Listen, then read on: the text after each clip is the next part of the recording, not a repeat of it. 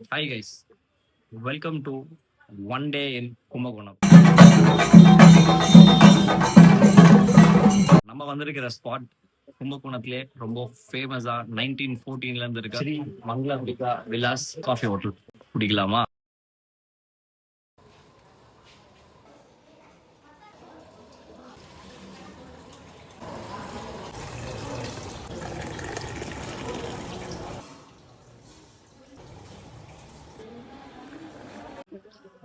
ஏங்க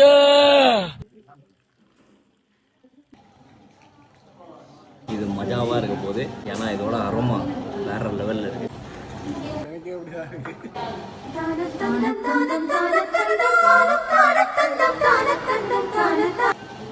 இந்த filter coffee செம்ம மேட்ரு.